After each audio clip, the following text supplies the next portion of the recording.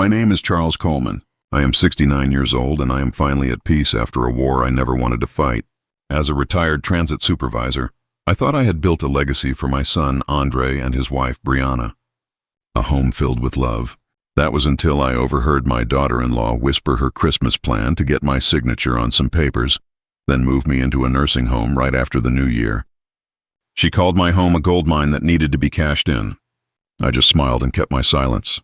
The next time they visited after enjoying a lovely Christmas dinner, they were greeted by a realtor and a large sold sign planted firmly in the front yard. Before I tell you how I turned their greedy plot upside down, I'd love to know where you're listening from. Let me know in the comments below, and please hit that like button and subscribe if you believe that respect for our elders is non-negotiable. My silence wasn't weakness. It was a strategy. A strategy born 32 days before that Christmas on a quiet Tuesday afternoon that started with innocence and ended in betrayal. The house was peaceful, filled with the soft afternoon light that my late wife Rose used to love. I was in my element doing what I cherished most on a Tuesday, babysitting my 5-year-old granddaughter Maya. She was the light of my life, a perfect blend of my son's features and her grandmother's fiery spirit. After a lunch of chicken nuggets and apple slices, she had drifted off to sleep in her little bed upstairs, the one that used to be Andre's. I tucked her in, breathing in the sweet scent of her shampoo, and felt a profound sense of contentment.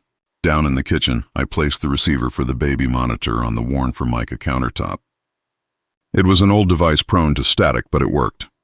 As I began to hum an old Etta James tune that Rose and I used to dance to, I could hear Maya's soft, even breaths coming through the speaker. It was the sound of safety, of love, of a world that was exactly as it should be. I was halfway through washing the lunch dishes, my hands immersed in warm, soapy water, when the front door opened. Andre and Brianna were home earlier than I expected. A pleasant surprise, I thought. I was about to call out a greeting when their voices, sharp and clear, crackled to life from the baby monitor. They were in the foyer directly beneath Maya's room, their voices carrying perfectly. They assumed I was in the backyard tending to Rose's now dormant rose bushes. Brianna's voice came first, laced with an irritation she didn't bother to hide. "God, I hate driving into this part of Brooklyn," she sighed dramatically. "It's so gritty. The moment we cross Atlantic Avenue, I feel like I need to lock the car doors." I paused, the dishcloth in my hand, dripping into the sink. It was a familiar complaint, one I'd heard from her a dozen times. She saw the neighborhood where my son grew up, where generations of hard-working families had built lives as nothing more than an inconvenience. "It's home." Briandra's voice was softer, but it lacked conviction. It was the voice of a man who had long ago given up fighting battles with his wife. "I grew up here." "You grew up here?" She corrected, her tone sharp and condescending. "That's the point. It's the past. We live in a gated community for a reason. This whole area is just old." She paused, and I could almost hear the gears turning in her head. Her voice changed, shifting from annoyance to a predatory excitement. It was a tone I recognized from her days as a real estate agent. "Do you have any idea what a brownstone like this is worth? Now, Zillow estimates $1.5 million at least, and that's before a proper renovation. We're sitting on a gold mine that he's using as a personal museum." The soapy water suddenly felt cold against my skin. A museum? Was that how she saw my home? This house where every photograph on the wall, every scuff on the floor held a memory. This house where I brought my wife home for the first time, where we raised our son, where I held Rose's hand as she took her last breath. It wasn't a home to her. It was a property, an asset waiting to be liquidated. "That's Dad's money, Brianna, not ours," Andre said. The words were right, but his tone was wrong. It was a token protest, a last gasp of the decent boy I had raised. He knew it was a losing battle. Brianna scoffed a short, ugly sound that crackled through the speaker. "Oh, don't be so naive, Andre. It's our future. Your last little tech startup cost us $60,000. My commission checks aren't what they used to be. We are drowning in credit card debt, and we are standing inside the life raft." He's 69 years old. How much longer does one man need a 4-bedroom house anyway? I stood frozen, my knuckles turning white as I gripped the edge of the sink, my breath caught in my chest. This was more than just idle complaining. This was a plan. This was a plot being hatched in the hallway of my own home. I held my breath, listening, praying that my son would find his spine, that he would stand up for me for his mother's memory. And then her voice dropped to a whisper, a low conspiratorial hiss that was far more terrifying than any shout. It was the sound of a snake coiling before it strikes. "Look," she whispered the words tinny and distorted, but the venom was unmistakable. "Let him have his last Christmas here. Let him bake his pie and play Santa Claus. Enjoy the whole Norman Rockwell fantasy. After the holidays, we find him a nice facility, a clean one. We tell him it's for his own good that we're worried about him being alone. We'll frame it as a gift of security. He's a proud man, but he's also old. He'll fold." There was a long silence. The only sound from the speaker was the faint electric hum of an open channel. In that silence, I heard my son's betrayal as loudly as if he had screamed it. The second stretched on each one a small death. He was weighing his father against his wife's greed, and I already knew which way the scales would tip. Finally, his voice came. It was barely a murmur, a ghost of a sound heavy with a resignation that broke my heart. "Okay," he breathed. "Okay, Bray, just let me be the one to talk to him."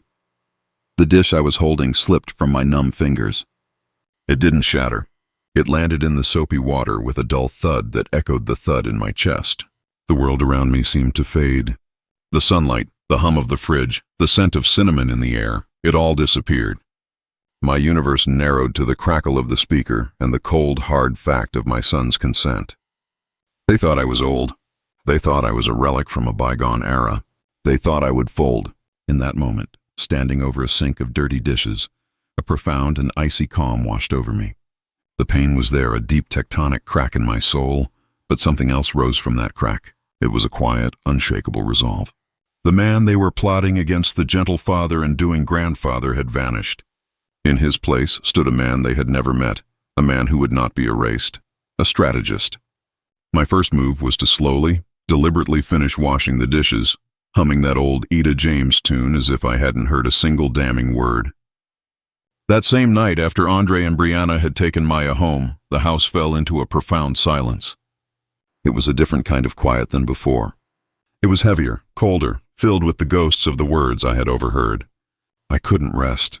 I walked into my small office, a room lined with books on history and jazz records, and sat down at the heavy oak desk that had been my father's.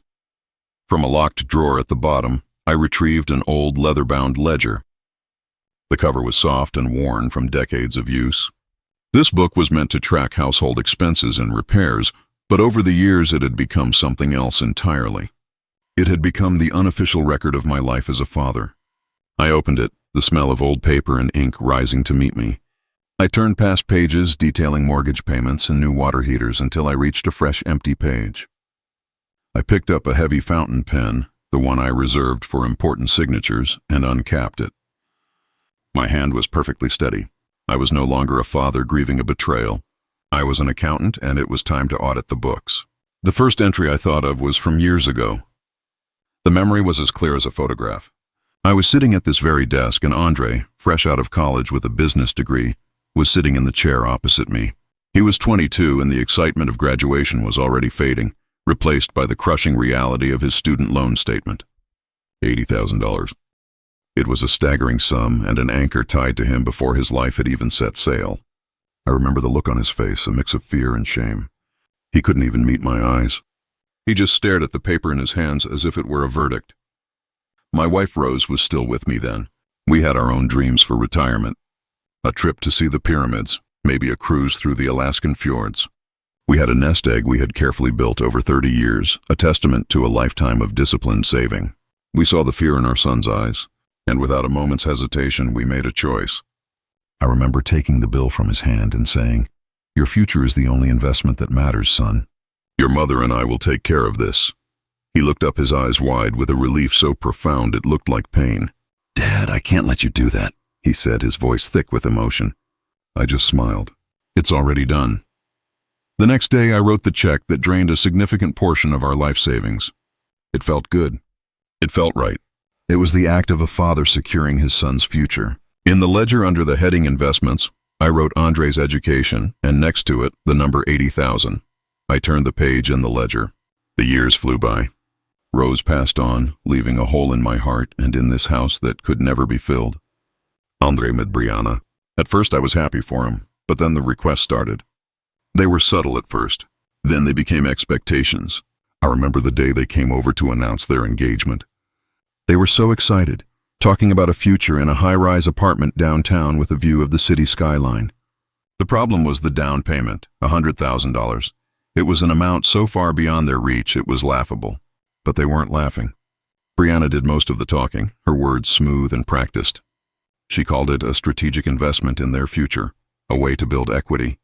She made it sound like they were doing me a favor by allowing me to participate. Andre just sat there nodding along, a hopeful smile on his face. I looked at my son, and I saw a boy who wanted to give the woman he loved the world, even if it meant leveraging his father's entire retirement. I said yes. I sold off a portion of my stock portfolio, the very stocks I had planned to live on, and wrote another check. In the ledger, I wrote Andre and Brianna's home, and next to it the number 100,000. That was only the beginning. It opened the floodgates.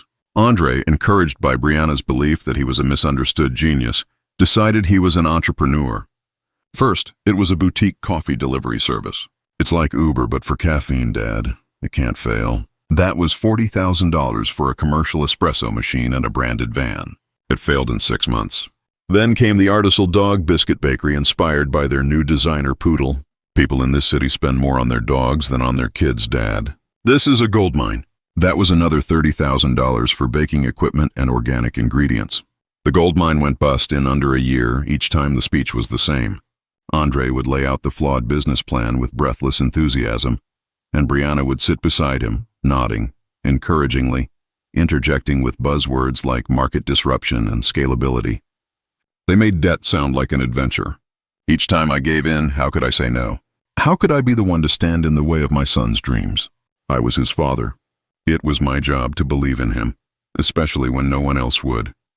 My hand moved across the page, my pen scratching in the quiet room. Coffee van, 40,000. Dog biscuits, 30,000. Smart home gadgets, another 25. The numbers piled up, each one a monument to my own willful blindness. I put the pen down. The page was full. A column of dates, descriptions, and numbers. My handwriting was neat, almost clinical, as if I were recording the expenses of a stranger. I reached for the old calculator on my desk, its solar panel covered in a thin layer of dust. I began to type. The soft click of the plastic keys was the only sound in the room. 80,000 plus 100,000 plus 40,000 plus 30,000 plus 25,000. I paused, my finger hovering over the equals button. For a moment I didn't want to see the result. I was afraid of the stark, undeniable truth it would represent, but I had to know. I pressed the button. The number that appeared on the small LCD screen made the air leave my lungs. $345,000. I stared at the number for a long time. It wasn't a number representing love or support or fatherly duty. It was the price tag of my own foolishness. It was the cost of my son's weakness and his wife's ambition. In their eyes, I wasn't a father. I was a fund, a line of credit that never closed. And in that moment, looking at that cold, hard number, I understood. It was never a gift. It was a series of transactions, and I had been the only one who didn't understand the terms until now. But the numbers on the page, as shocking as they were, didn't tell the whole story. The true debt they owed me couldn't be measured in dollars. It was measured in memory. It was measured in the ghost of my wife, Rose. I leaned back in my chair, the leather groaning softly, and looked around my small office. My gaze fell on a faded photograph on the wall, a picture of Rose and me, both in our late 20s, standing on the front steps of this very house. We were covered in paint splatters, exhausted but grinning from ear to ear. The bank had barely approved our loan. Our families told us we were crazy. The neighborhood was considered rough back then, and the old brownstone was in a state of near ruin. The windows were boarded up. The plumbing was a disaster, and a family of raccoons had taken up residence in the attic. But Rose saw through the decay. She had a vision. She walked through the dusty, neglected rooms and saw not what they were, but what they could be. She saw a home, and because she saw it, I saw it too. We spent every weekend and every evening for 2 years bringing this place back to life. I remember the smell of sawdust and fresh paint, a scent that for me will always be the smell of hope. I remember us tearing down the hideous water-stained wallpaper in the dining room only to discover beautiful original brickwork underneath. Rose clapped her hands in delight, her eyes sparkling in a way that always made my heart ache with love. She chose the deep blue color for our bedroom walls, saying it reminded her of the evening sky. I laid the hardwood floors in the living room myself, boarded by board, my knees screaming in protest. while she sang along to the radio and kept me supplied with iced tea. This house wasn't something we bought. It was something we built, a living testament to our partnership. Every floorboard I sanded, every wall she painted was a verse in the long love poem of our marriage. This is where we brought Andre home from the hospital, a tiny squirming bundle wrapped in a blue blanket. This is where we marked his height on a doorframe year after year. This is where we celebrated birthdays and holidays, where we mourned the loss of our parents, and where in the end I held my beautiful Rose in my arms for the very last time in that same bedroom with the deep blue walls. This house wasn't just a structure of brick and wood. It was the repository of my entire life. Brianna never saw any of that. From the moment Andre brought her home to meet me, she looked at this house not as a home, but as a project with flaws. She walked through these rooms with the critical eye of a house flipper, her gaze lingering on things she considered imperfections. I tried to ignore it at first, dismissing it as a difference in taste, a generational gap. But her comments were not just casual observations. They were small, strategic attacks on the very soul of this home, on the memory of my wife. I remember one Sunday dinner about a year ago. We were sitting in the dining room and Brianna was staring at the floral wallpaper, a cheerful pattern of roses and ivy that Rose had picked out. "You know, Charles," she said, tapping her perfectly manicured fingernail on the table, "a simple coat of minimalist gray paint in here would really modernize the space. This floral pattern is a little depressing, don't you think?" I remember the fork freezing halfway to my mouth. Depressing. This wallpaper was the backdrop to every happy family dinner we'd ever had. I looked at Andre, expecting him to say something, but he just busied himself with his food, refusing to meet my eyes. "Your mother-in-law loved this wallpaper," I said quietly. "It stays." Brianna just smiled, a tight little smile, and said nothing more, but the message was clear. Rose's taste was obsolete. Another time, she stood by the back window, looking out at Rose's garden, a lovingly chaotic mix of climbing roses, lavender, and sunflowers. "We could pave all this over," she announced, as if struck by a brilliant idea.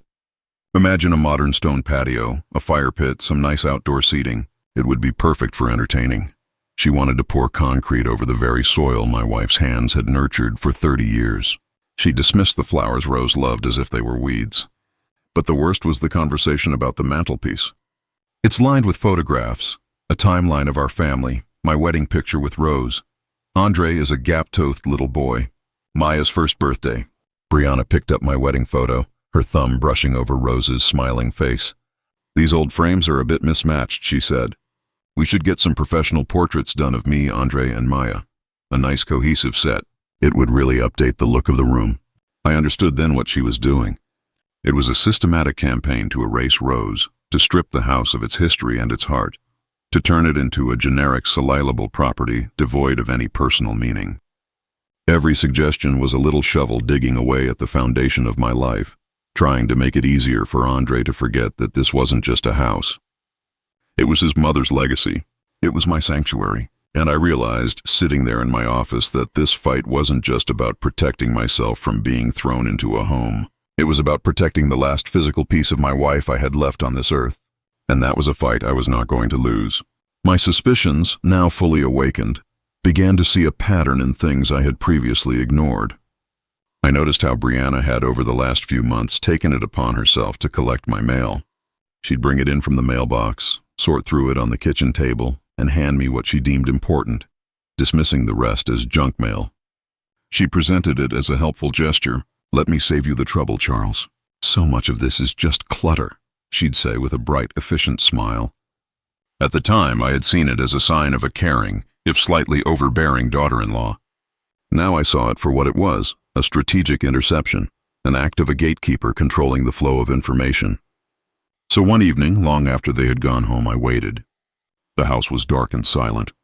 I went to the garage and pulled the large blue recycling bin away from the wall. Under the cold glare of a single bare bowl, I began to sift through its contents, old newspapers, empty milk jugs, and the mountain of junk mail Brianna had so helpfully discarded for me. My hands moved carefully, methodically, and then I saw it. Tucked between the pages of a grocery store flyer were several small ripped pieces of a security envelope, the kind with the little clear window. It had been torn into just enough pieces to be dismissed as trash, but not so many that it couldn't be reassembled. My heart began to beat a little faster. I gathered the fragments and took them back inside to my office. Under the bright light of my desk lamp, I felt like an archaeologist piecing together an ancient, damning text. I carefully arranged the scraps on a piece of paper and began taping them together. The logo that emerged was from a major credit card company, but one I had never done business with. My name and address were perfectly aligned in the plastic window. It was a credit card statement. A cold dread, sharp and metallic, filled my mouth. With the last piece of tape in place, I held the reconstructed letter in my hand. It was a summary of recent activity for a Platinum Elite Rewards card, a card issued in the name of Charles Coleman, a card with a $25,000 credit limit, a card I had never applied for. My eyes scanned the list of charges, and with each line item, the dread turned into a cold, hard fury. There was a charge for $5,000 at a luxury handbag store on Fifth Avenue. I pictured Brianna swinging a new designer bag, a purchase funded by a fraudulent account in my name. There was another charge for $2,000 at a weekend spa retreat in the Hamptons. I imagined her and Andre getting massages and facials, relaxing in plush robes, their weekend of leisure paid for by a phantom version of me. Then there were the restaurants, a string of them, places with French names and menus without prices, where a single dinner cost more than my weekly grocery budget. The total balance was already nearing $15,000, all spent in the last 2 months. I dropped the paper on my desk as if it had burned my hand. This changed everything. Their plan, as I had overheard it, was cruel. It was a plot born of greed and disrespect. But this was a crime. This was identity theft. This was a calculated act of fraud. She hadn't just been planning to take my home. She'd already been stealing from me, using my good name and my perfect credit score, a score I had spent a lifetime building as her personal slush fund. Any lingering trace of paternal softness, any remote possibility of a confrontation that might lead to reconciliation, evaporated in that moment. There would be no family discussion. There would be no tearful appeal to my son's conscience. Brianna had escalated this from a family dispute into a criminal matter. She had handed me the very weapon I needed to not only defend myself, but to ensure that they would face the full consequences of their actions. I stood up and walked to the window, looking out at the quiet, sleeping street. They thought I was a relic. They thought I was a victim. They had no idea that they had just armed me to the teeth. Armed with the cold, hard proof of their crimes, I knew my next step couldn't be an emotional confrontation. This was no longer a family matter to be argued over the dinner table. This was a war. And in a war, you need a general. I only knew one person fit for the job. Her name is Denise Jackson. Denise and I grew up in the same neighborhood.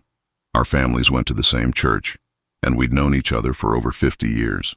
While I had spent my life working for the City Transit Authority, Denise had become a titan in the world of Brooklyn real estate. She was a legend, a sharp, impeccably dressed woman who could negotiate a multi-million-dollar deal with the city's most ruthless developers and not even break a sweat. More importantly, she was fiercely protective of our community. She had a reputation for defending older homeowners from predatory buyers and their own greedy families. She had seen this story before. I picked up the phone, my hand steady. I dialed the number to her private line, a number I hadn't used in years. She answered on the second ring, her voice as crisp and efficient as ever. Denise Jackson. Denise, it's Charles Coleman. There was a brief pause, and her voice softened just a fraction. Charles, it's been too long. Is everything all right? No, I said, my voice low and even. No, it isn't. I need to see you. It's urgent, and it's about my house. There was no hesitation on her end. My office, 1 hour. Then she hung up. Denise's office was on the top floor of a sleek, modern building that looked out over the Brooklyn Bridge. The space was minimalist and powerful, all glass and steel, a world away from the warm, memory-filled rooms of my brownstone. She was standing by the window when I walked in, a silhouette against the glittering city skyline. She turned, and her warm smile was immediately replaced by a look of concern as she saw my face. She didn't waste time with small talk. She just pointed to one of the leather chairs in front of her large glass desk. Talk to me, Charles. I didn't ramble. I didn't get emotional. I laid out the facts like a prosecutor presenting a case. I started with the baby monitor recounting Brianna's whispered words. I moved on to the old ledger, explaining the hundreds of thousands of dollars I had poured into their lives. And for my final piece of evidence, I slid the reconstructed credit card statement across the polished surface of her desk. I watched her as she read it. She didn't offer sympathy. She didn't say, "Oh, Charles, I'm so sorry." Her face hardened, her jaw tightened, and a look of cold professional anger settled in her eyes. It was the look of a warrior seeing a familiar enemy. She placed the statement down gently, her fingertips resting on my forged signature. She looked up at me, her gaze steady and unwavering. "Elder fraud, identity theft. This is more than just a family squabble, Charles. This is a felony." "I know," I said. She leaned forward, all business. "So what's the end goal here? Do you want to scare them? Do you want to get them to pay you back?" "No," I said, the word coming out firmer than I expected. "Paying me back is impossible. Scaring them isn't enough. I want them out of my life, and I want to protect my home, Rose's home, from their greed. I want to make sure they can never touch it." Denise nodded slowly, her mind already working, processing variables, formulating a strategy. "Okay, let's talk about the asset. The house is in your name and your name alone." "Correct. Clear title, no mortgage." "That's right," I said. "I paid it off 15 years ago." "Good," she said, a glimmer of satisfaction in her eyes. "That means they have no legal standing. Zero. We can cut them out completely. So we have a few options. We can put it in a trust," or she paused, looking at me intently. "Or we can do something more decisive. You want to sell it, Charles?" The question hung in the air.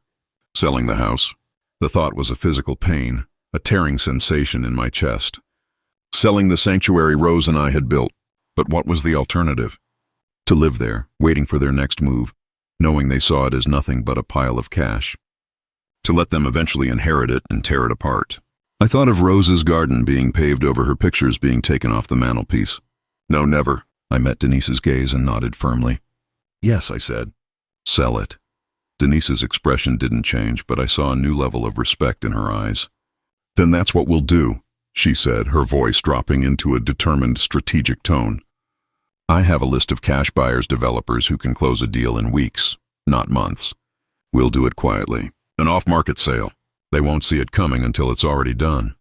"Charles," she said, leaning across the desk, her voice a low, powerful promise. "They made the mistake of thinking you were a victim. We're about to teach them that you are a king and a fortress, and they've just been permanently locked out." I left Denise's office with a clarity I hadn't felt in years. The fog of grief and betrayal was gone, replaced by the sharp, clear lines of a battle plan. Denise was my general, but I was the soldier on the ground. And my first mission was to gather irrefutable proof, a visual record of their treachery that no one, not a lawyer, not a judge, and certainly not my son, could ever deny. My first stop was not a hardware store or a lawyer's office, but a modern, brightly lit electronics store that I had never stepped foot in before. I felt like a man out of time, surrounded by teenagers looking at drones and headphones. But I was on a mission. I walked past the giant televisions and laptops and went straight to the security section. I spent nearly an hour reading boxes and asking a young, helpful clerk questions. I didn't want a big, obvious system. I needed subtlety. I needed eyes where they would never expect them. I walked out of that store with 3 small high-defin cameras, all Wi-Fi enabled and disguised as ordinary household objects. One was a digital clock that I planned to place on the mantelpiece in the living room. Another was a USB phone charger, perfect for the wall outlet right next to my office desk. The last one, and my personal favorite, was a simple black picture frame. That night, after the world had gone to sleep, I became a spy in my own home. My movements were slow and deliberate. I replaced the old clock on the mantelpiece with the new one, angling it just so to get a wide view of the entire room. In my office, I swapped out the old phone charger for the new camera, its tiny lens perfectly positioned to see my desk and laptop. Finally, I took a recent photo of Maya, a beautiful picture of her laughing in the park, and placed it in the new picture frame. I set it on the corner of my desk, a loving tribute to my granddaughter that would also serve as a silent witness. Back in my bedroom, I connected the cameras to my tablet. The video feeds flickered to life, and suddenly I had a secret, godlike view of the most important rooms in my house. I felt a strange and bitter pang of sadness. It had come to this, planting surveillance in the home I had built with Rose. But that sadness was quickly overtaken by a cold, sharp sense of purpose. I was no longer a passive victim. I was a hunter, and I was setting my trap. The trap needed bait. I knew Brianna was opportunistic. She wouldn't be able to resist a chance to get her hands on more of my money, especially if she thought it was easy. The perfect opportunity arrived in the mail 2 days later, tucked inside a pile of what she would have called junk. It was a letter from my bank, a very official-looking pre-approval for a home equity line of credit, a HELOC. It was a standard marketing letter, but the number printed in bold was anything but standard. It offered a credit line of up to $150,000. It was a number designed to make someone's eyes go wide, a tempting life-changing amount of money. I didn't open it. I left it sealed. The next Tuesday, before Andre and Brianna arrived to drop off Maya, I carefully placed the letter on the small pile of bills on my desk. I didn't put it on top. I tucked it in the middle, partially obscured by a utility bill and a catalog. It was just visible enough to catch the eye of someone who was looking for something they shouldn't be. The stage was set. The cameras were rolling. All I had to do now was wait. 3 days later, Brianna came over alone, using the excuse that she was dropping off some groceries she had picked up for me. Andre was supposedly stuck in a meeting. I knew this was my chance. I greeted her warmly, helped her put the groceries away, and then told her I was going to the backyard for a bit to do some pruning on Rose's old rose bushes. "Take your time, Charles," she said, her voice dripping with false sweetness. "You deserve to relax." I went out the back door, but instead of going to the garden, I slipped into my small tool shed. I sat on an overturned bucket in the dim, dusty light, pulled out my tablet, and opened the camera app. My heart was pounding. The show was about to begin. For 10 minutes, nothing happened. I watched her on the screen as she moved around the living room, straightening pillows, running her finger over the dusty mantelpiece. Then she drifted into my office. The phone charger camera gave me a perfect close-up view. I watched as her eyes scanned the pile of mail on my desk. They stopped. She leaned in closer. Her hand, like a snake, darted out and plucked the HELOC letter from the middle of the stack. She glanced nervously toward the back door, then quickly tore the envelope open. I watched her read the letter, her eyes widening at the $150,000 figure. A slow, greedy smile spread across her face. This was it. She sat down in my chair, and pulled a piece of scratch paper from the drawer. And then I watched in stunned silence as she began to practice my signature. "Charles Coleman," she wrote over and over again, mimicking the loops and strokes of my handwriting that she had seen on countless checks I had written for them. The picture frame camera captured the intense concentration on her face, her tongue sticking out slightly as she worked. After a dozen attempts, she seemed satisfied.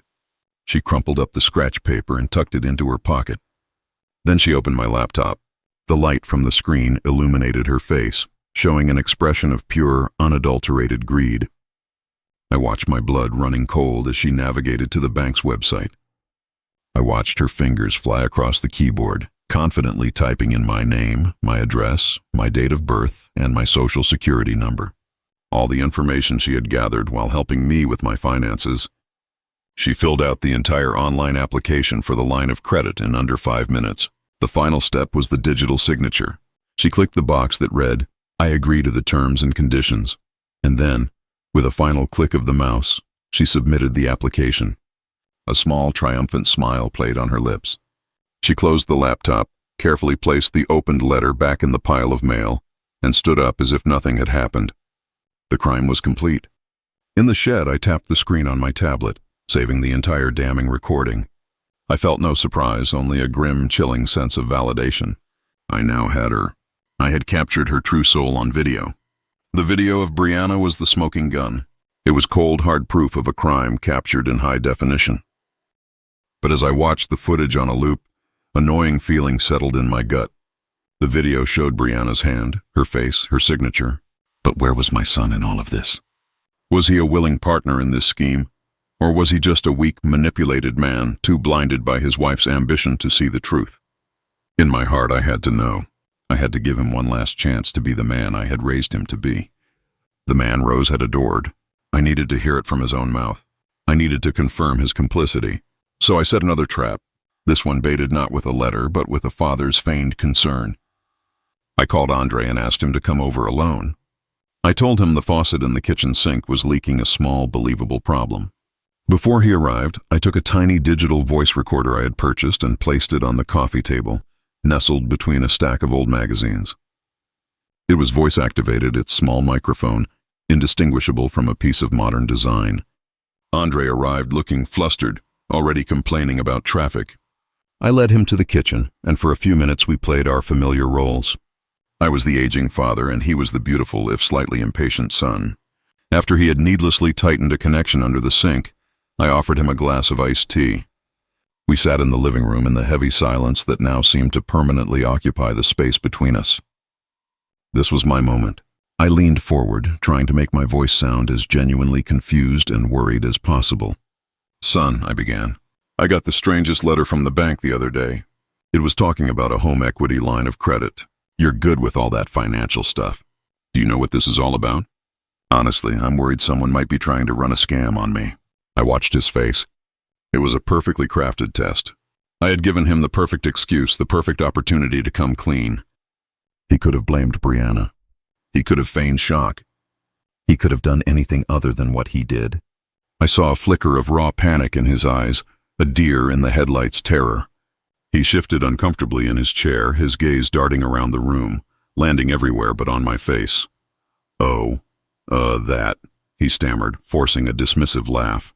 "That's probably just junk mail, Dad. You know how they are. They send those things out all the time to try and get old folks to take out loans they don't need. It's predatory. You should just shred it. Seriously, don't worry about it." The lie was clumsy, pathetic. I pressed him just a little to see how deep the deception went. "Are you sure, son? It looked pretty official. Had the bank's logo and everything." His irritation flared a defense mechanism to cover his fear. "Yeah, Dad. I'm sure," he said, his voice a little too loud. "It's nothing. Believe me, I saw it all then." He wasn't just a bystander. He was a gatekeeper actively running interference to protect his wife's criminal behavior. I nodded slowly and backed off, pretending to be reassured. "Okay, son, if you say so." But as I sat there, I felt the last embers of hope for him die out. The boy I had raised was gone, replaced by this nervous, dishonest stranger. That evening, I got the rest of the proof I needed. I had invited them for dinner, a regular Sunday meal, a charade of normally. The voice recorder was still on the coffee table, a silent, patient sentinel. We ate. We talked about the weather. We discussed Maya's progress in kindergarten. It was agonizing. After dinner, I excused myself to the kitchen to make coffee, leaving them alone in the living room. I stood by the kitchen door out of sight and listened. Later that night, I would put on headphones and listen to the recording, and every word would be a nail in my son's coffin. His voice came first, a panicked, urgent whisper. "He knows, Brianna. I'm telling you, he knows. He asked me about the HELOC. He got a letter." I had to lie straight to his face. Brianna's reply was not the voice of a worried spouse. It was the cold, scornful hiss of a ringleader whose accomplice was losing his nerve. "Of course you lied. What were you going to do? Confess?" "Don't be an idiot, Andre. He's an old man. He's confused. He probably already forgot about it. You're being paranoid." It didn't feel like he was going to forget. Andre insisted, his voice trembling slightly, the way he looked at me. "What if he calls the bank? What if he finds out what you did?" And then came Brianna's confession. A whisper filled with such arrogance and contempt. It made my blood run cold. "So what if he calls?" I filled out the application. "The money will be in an online account he doesn't know about by next week. It's bridge financing for your new company, you fool. It's for us. Once we sell the house, we'll pay it back and no one will be the wiser. It's just moving money around. You need to grow a spine and stick to the plan." "It's a brilliant plan." There was a long pause. This was it. This was Andre's final chance in the privacy of a conversation with his wife to find his moral compass. He could have said, "This is wrong." He could have said, "We have to stop." He did either. His voice when it came was stripped of all conviction, a hollow echo of a man. "Okay," he sighed, a sound of complete and total surrender. "Okay, Brianna, but if this goes wrong, if he finds out, this is on you." He wasn't worried about the crime. He was just worried about getting caught. In the darkness of my office, listening to my son's voice through the headphones, I felt a profound and desolate sorrow. He had not just been complicit. He had been a coward. He had traded his father for a fantasy, his integrity for a loan application. I saved the audio file, labeling it simply The Conspiracy. I now had everything, the video of the crime and the audio of the cover-up. The trial, I thought to myself, was going to be very, very short. With the video of Brianna and the audio of Andre's cowardly consent saved and backed up, the evidence phase of my plan was complete. The ball was now in Denise's court. For the next 2 weeks, I lived a double life. To my son and his wife, I was the same old Charles. I babysat Maya. I answered their calls. I feigned ignorance about our finances. I played the part of the aging father. They expected me to be a man blissfully unaware of the storm that was about to break over his head. But in reality, every quiet moment was spent coordinating with my general. We spoke in code using burner phones I'd bought for cash. The final phase of our plan was scheduled to unfold just before Christmas, and we needed to finalize the details. We met one last time, not at her office, but at a small, quiet coffee shop in a part of town they would never visit. It felt like a scene from a spy movie. Two old friends huddled over cups of black coffee, planning the peaceful overthrow of a corrupt regime. Denise's always was the picture of calm professionalism. She carried a thin leather portfolio. She got straight to the point. "It's done," she said, her voice a low, even murmur that wouldn't carry to the next table. She opened the portfolio and slid a single sheet of paper across the table to me. It was a closing statement. The buyer is a development group, Astor Holdings. They paid cash, $1.6 million. The wire transfer cleared this morning. The money is now sitting in a new trust account that only you can access. I used the attorneys you approved. Your son and his wife's names are nowhere near it. As far as the world is concerned, they don't exist. I stared at the number on the page. $1,600,000. It was an amount of money that felt unreal. But the feeling it gave me was not joy or relief. It was a profound aching sadness. "This is it," then I said, my voice thick. 40 years, Denise. 40 years of memories of raising a family, of loving my wife. And in one morning, it all just becomes a number on a piece of paper. Denise reached across the table and placed her hand over mine. Her touch was firm, grounding. "No, Charles," she said, her eyes looking directly into mine, full of a fierce, protective loyalty. "The 40 years are in here," she said, tapping her temple with her other hand. "And in here," she added, touching her heart. "That is the part of the house they can never sell, and that is the part you are protecting. The paper is just the armor. They were trying to steal the bricks and the wood, but what they really wanted to steal was your dignity and your peace of mind. You've just made sure they can't have either." I took a deep breath, her words steadying me. She was right. This wasn't an ending. It was a liberation. "So," I said, my voice clearer now, "what happens next?" "The closing is officially filed with the city tomorrow morning at 9 a.m., December 24th. She said, "As of Christmas Eve, you will legally be a guest in a home you no longer own. The developers have already resold the property to a private family, the Chens. They know the general situation, and they have agreed to play their part in this." She checked her watch. "They are scheduled to arrive to take possession of their new property at 11 a.m. on Christmas Day. I will be with them." My mind raced. Christmas Day. The timing was perfect, poetic even.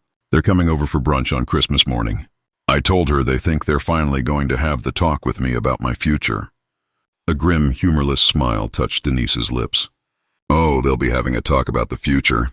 "All right," she said, "just not the one they were planning." We sat in silence for another moment, the unspoken weight of what was about to happen settling between us. This was the point of no return, the final move in a game I never wanted to play. Denise slid the closing statement back into her portfolio and stood up. "It's time, Charles," she said softly. "It's time to end it." I looked up at my old friend, my general, and I nodded. "Yes," I said. "It's time." Christmas morning arrived not with the joyful ringing of bells, but with the quiet, tense hum of a battle waiting to begin. The scent of Rose's sweet potato pie filled the air, a final fragrant tribute to a life they had tried to erase. Andre and Brianna arrived precisely at 10 a.m., their arms filled with gifts, their faces arranged in masks of festive cheer. We went through the motions, the hollow ritual of exchanging presents. They gave me an expensive watch I would never wear and a cashmere sweater 2 sizes too large. I thanked them, my voice a perfect imitation of a grateful father. Inside, I was a coiled spring, a silent predator, waiting for the prey to step into the clearing. After the last of the wrapping paper was cleared away, we sat in the living room with plates of pie and cups of coffee. I saw Andre and Brianna exchange a look, a silent telepathic signal. The performance was about to begin. Brianna set her plate down on the coffee table and moved to sit on the ottoman in front of my armchair. She placed her hand on my knee. Her touch meant to convey warmth and intimacy, but it felt as cold and hard as a stone. "Charles." She began, her voice a carefully modulated symphony of concern. "Andre and I have been talking a lot lately, and we're a little worried about you." Andre on cue leaned forward from the sofa. He couldn't quite meet my eyes. His gaze fixed on a spot on the carpet. She's right, Dad. We love you. And because we love you, we have to be honest. Brianna squeezed my knee gently. This house, it's so big for one person. We worry about you on these old stairs. We worry about you being alone all the time. What if you fell? What if something happened? We wouldn't know for hours. Her face was a perfect mask of loving anxiety. She had a list of reasons, all of them practiced.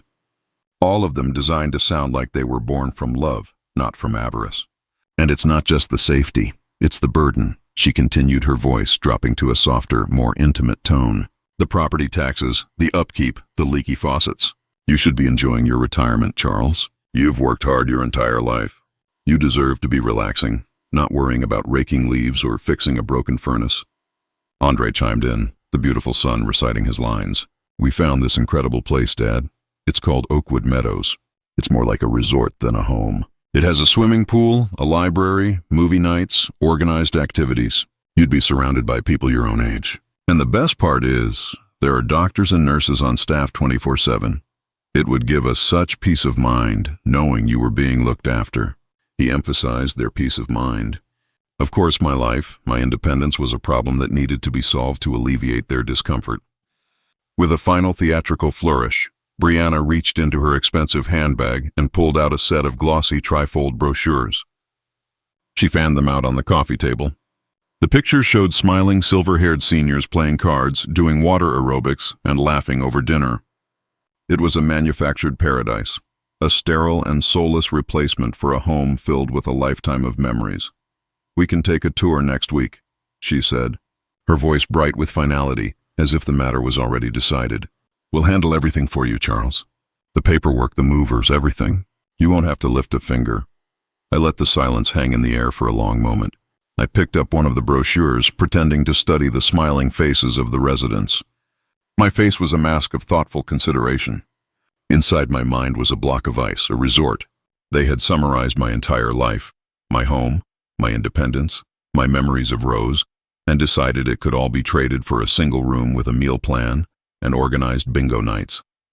This was the pinnacle of their disrespect, the final condescending dismissal of my entire existence. I saw them exchange another look, a small triumphant smile passing between them. They thought I was folding. They thought the old man was finally giving in. I carefully placed the brochure back on the table and looked up first at my son, then at his wife. I let a gentle, slightly sad smile touch my lips. My voice when I spoke was soft, tinged with a weary resignation I had been practicing for weeks. You know, I began, my voice quiet. You're right. It is a lot for one man. I appreciate you both looking out for me like this. It really does mean a lot. The look of relief on Andre's face was so profound, it was almost comical. Brianna's eyes glittered with victory. They had won. It was over. I let them savor their victory for a few seconds more before delivering the line I had been waiting to say for a month. This is a very big decision, I said, shaking my head slowly, as if weighed down by the gravity of it all. And it feels like the end of an era. So before we talk any more about this, I have something I want to show you. A special home movie I put together for the occasion. A little tribute, a way to say goodbye to this old house. Why don't you have another slice of pie while I set it up? Brianna and Andre exchanged a look of smug curiosity. A home movie. They probably thought it was going to be a sentimental collection of old family photos. A slideshow of Christmases past designed to make them feel a little guilty. They settled back on the sofa, Brianna picking up her slice of pie, ready to endure whatever boring, nostalgic trip I was about to subject them to. I didn't say a word. I walked over to the large television, my movements unhurried, and connected my laptop with a steady hand. The screen flickered to life, bathing the room in a cold blue light. I clicked a single file on my desktop. An icon simply labeled family, and the show began. The screen was black for a moment, and then an image appeared. It was a static shot of my living room, the one they were sitting in right now. The angle was from the digital clock on the mantelpiece.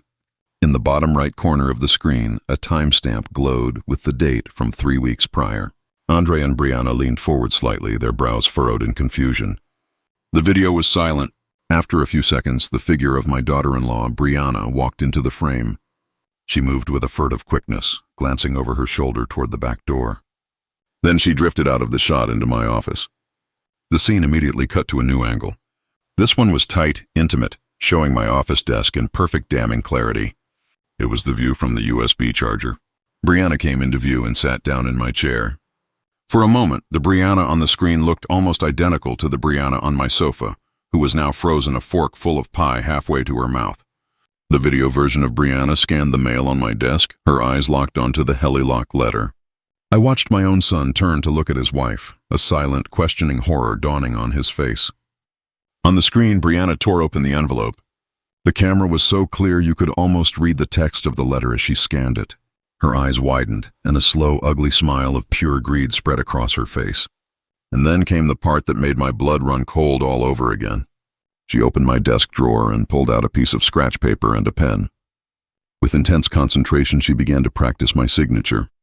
Charles Coleman, she wrote over and over again. The camera captured every detail, every failed attempt. She crumpled up every time she held the forged signature up to the light to compare it with a real one from another piece of mail. She wasn't just copying it. She was studying it, learning it, consuming my identity. In the living room, a small choked sound escaped Brianna's throat. The fork clattered from her hand onto the plate. The video on the screen cut to a third and final angle. The view was from the picture frame on the corner of my desk, the one holding the photo of my smiling granddaughter. This angle captured Brianna's face, illuminated by the glow of my laptop screen. The real Brianna on the sofa let out a soft gasp. On the screen, she opened my laptop and began to type with a terrifying confidence. I narrated the scene in a low, calm voice as if I were a documentarian. First, she navigates to the bank's website, I said, my voice cutting through the silent room. Then she types in my personal information, my social security number, my date of birth, my mother's maiden name, all the information she gathered while so helpfully organizing my files for me. I watched Andre's face crumble. The truth was hitting him like a physical blow. On the screen, Brianna's fingers flew across the keyboard as she filled out the online application. Every field was completed. Every box was checked. And then came the final moment of the crime. The application asked for a digital signature. Brianna calmly clicked the box, agreeing to the terms and conditions on my behalf. Then she moved the cursor and clicked the Submit Application button. A small, triumphant smirk touched her lips. She had done it. She had stolen $150,000 of my home's equity, and she believed she had gotten away with it. The video ended and the screen went black. But the show wasn't over. The final act was audio only. In the dark, silent room, a new sound began to play through the television speakers. It was a recording slightly muffled, capturing a private whispered conversation. My son's voice came first, laced with panic. He knows, Brianna. I'm telling you, he knows. He asked me about the Helilock. He got a letter. I had to lie straight to his face.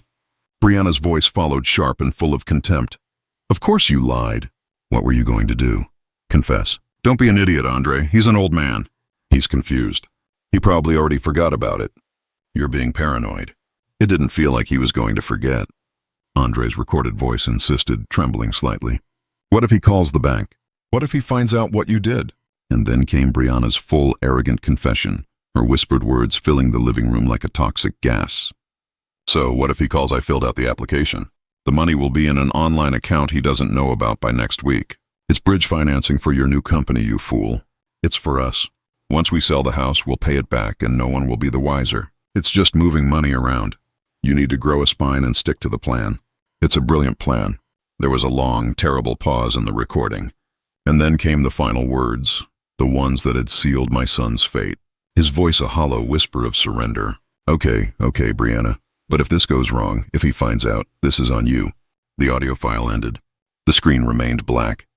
The only sound in the room was the low hum of the television's electronics. The silence was absolute, heavier and more damning than any scream. I slowly reached over and turned on a small table lamp. In its soft glow, I saw their faces. Brianna's was a mask of pure primal terror. Her mouth was open, but no words came out. She was a trapped animal staring into the face of the hunter. Andre was not looking at her. He was not looking at the television. He was staring at me, his face as white as a sheet. The lie was gone. The performance was over, and in his eyes, I saw the pathetic, crumbling ruin of the man he could have been. The silence that followed the recording was a living thing. It filled the room, suffocating them in the truth of what they had done. Brianna's face was a chaotic mess of rage and panic. her carefully constructed mask of civility shattered into a million pieces. Andre was a ghost, pale and trembling, his eyes locked on me with a look of pure, agonizing despair. He had been caught and he knew there was no escape. And then a sound cut through the suffocating tension as sharp and clear as a judge's gavel. The doorbell rang. Brianna and Andre both jumped at the sound. I, however, had been expecting it. "I'll get that," I said, my voice calm as I stood up from my armchair. I walked to the front door, my steps even and unhurried. When I opened it, Denise Jackson was standing on my porch, looking as powerful and elegant as a queen in her sharp, tailored suit. Beside her stood a pleasant middle-aged couple who looked at me with kind, sympathetic eyes.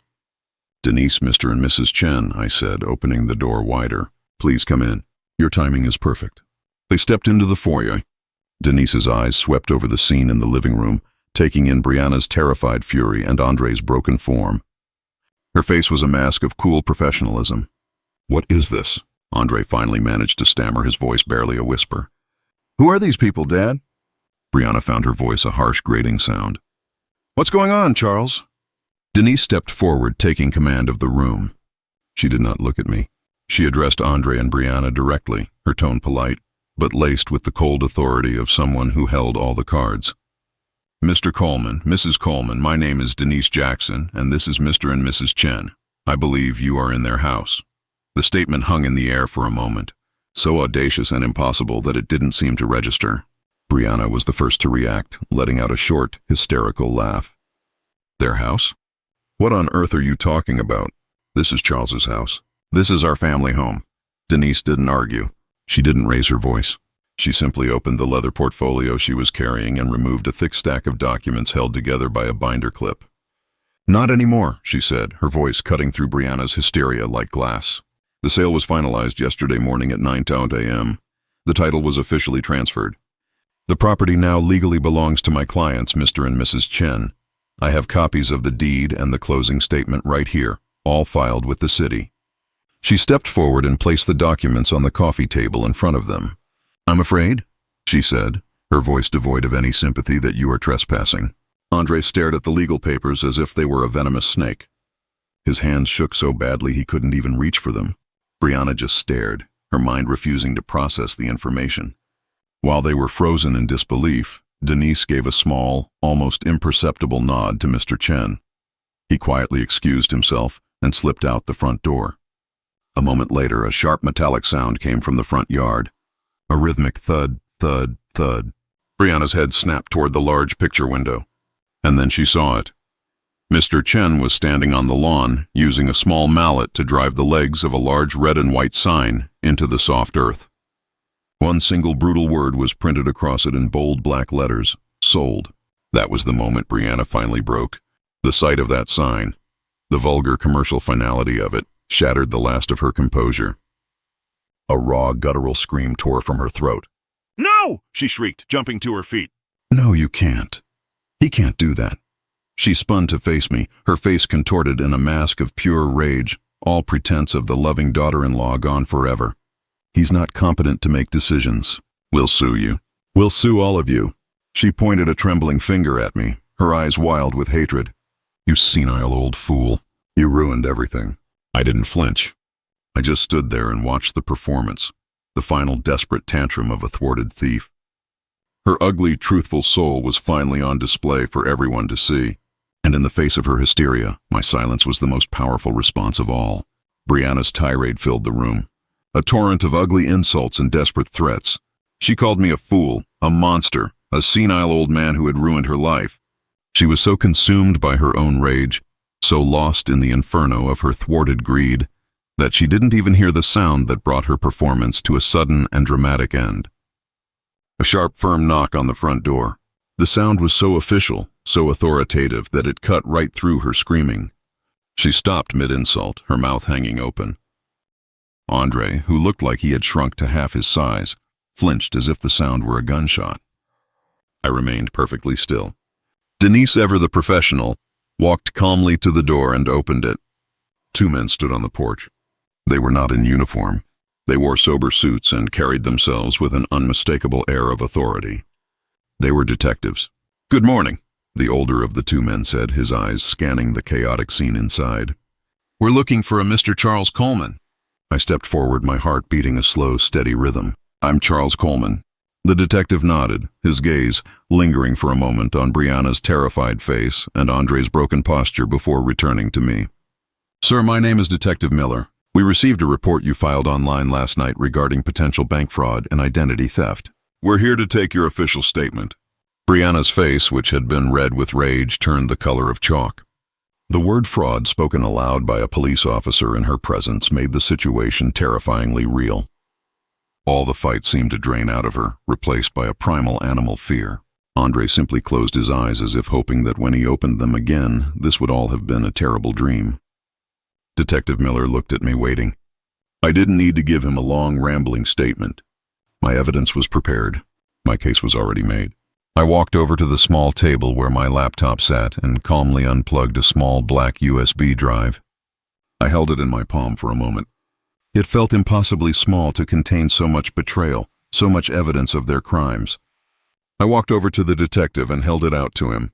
"Detectives," I said, my voice clear and steady without a trace of anger or triumph. "I believe you will find everything you need on this drive. There is high-definition video footage of the fraud being committed, and there is a clear audio recording of the subsequent conspiracy to conceal that fraud." Detective Miller took the USB drive from me, his expression unreadable. He looked from the small piece of plastic in his hand to the two people who were now his primary suspects. He gave a small nod to his partner. The second detective stepped forward. "Andre Coleman, Brianna Coleman," he said, his voice leaving no room for argument. "You need to come with us down to the station to answer some questions." That was when the last vestiges of Brianna's defiance crumbled. "No." She whimpered, actual tears now streaming down her face. "You don't understand. It's him. He's a crazy old man. He's trying to frame us." The detective ignored her protest, taking her arm in a firm but gentle grip. His partner did the same to Andre, who offered no resistance at all. He was utterly defeated, a puppet with its strings cut. As the detective led him toward the door, my son, my only child, looked at me one last time. His eyes were wide, pleading, filled with the terrified disbelief of a little boy who had finally been caught. "Dad," he whispered, his voice cracking. "Dad, please." I looked at my son, the boy I had raised in this very house, the boy I had loved more than my own life, and I felt not hatred, but a deep, profound, and heartbreaking sorrow. This was the end of the line. There were no more checks to write, no more second chances to give. There was only the truth. "I spent my whole life giving you everything I thought you needed, son," I said, my voice quiet but carrying across the silent room. "A home, an education, a safety net for every time you fell. But I see now that I failed to give you the one thing that matters most."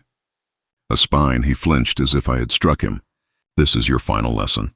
This is what happens when you mistake kindness for weakness. This is the consequence of your choices." I took a step closer and my final words were for him alone. "You already had a home, Andre. You and your wife chose a prison instead. Goodbye, son." The detectives led them out the door. It closed behind them with a soft final click, and the war was over. That was 3 months ago. The front door of my old home closed that day on a chapter of my life, on a version of my family that no longer exists. I don't live in that house anymore. I now live in a modern apartment on the 20th floor with a wall of windows that overlooks the city skyline. It's smaller, cleaner, and it doesn't have a single ghost. The silence here isn't heavy with unspoken betrayals. It's a peaceful, chosen silence filled only with the sound of the jazz records I play in the evening and the gentle hum of the city below. The $1.66 million from the sale is secure. It isn't for a life of luxury. It's for a life of peace. A significant portion of it now sits in an irrevocable trust for my granddaughter Maya. Her future will be secure, protected from the fallout of her parents' greed and foolishness. I see her on the weekends. I take her to the park and to museums. In her innocent eyes, I still see the legacy of my wife, Rose, and I will make sure that legacy is one of love and strength, not of bitterness. Brianna took a plea bargain. She is serving a 2-year sentence for multiple counts of fraud. Andre, for his cooperation, received 5 years of probation. I hear through the grapevine that he's working a menial job trying to pay back the mountain of debt they accumulated. Our relationship is gone. There is nothing left to rebuild. I don't take any joy in my son's downfall. There is a profound and heavy sorrow in it that will likely never leave me. A father should not have to be the architect of his own son's consequences. But I have come to understand that my actions on that Christmas morning were not an act of revenge. They were an act of profound and necessary self-respect. For years I had confused kindness with weakness. I had allowed my love for my son to blind me to the man he had become. I thought that by giving him everything he wanted, I was helping him. In reality, I was crippling him, preventing him from ever learning the value of integrity. My wife Rose helped me build our home with love and sacrifice. She would have been heartbroken to see it become a symbol of greed, a prize to be won through deceit. In selling the house, I wasn't just protecting an asset. I was protecting her memory. I was honoring the life we built by refusing to let it be dismantled by people who did not understand its true worth. I have learned that true strength isn't about how much you can give to your children. It's about teaching them the value of earning things for themselves. And I've learned that sometimes the only way to protect the life you've built is to be willing to let go of the building itself. I am 69 years old, and for the first time in a very long time, I am truly free. The hardest lesson I learned was that unconditional love must never require unconditional disrespect. For too long, I believed my role as a father was to provide a safety net, but I realized a safety net without boundaries is simply a trap that enables bad behavior. True strength isn't just about giving. It's about recognizing your own worth and demanding the respect you deserve. Protecting your peace and your legacy is not an act of selfishness. It is the ultimate act of self-preservation. It's a lesson that came late in my life, but it's one that has finally set me free. What would you have done if you were in my shoes?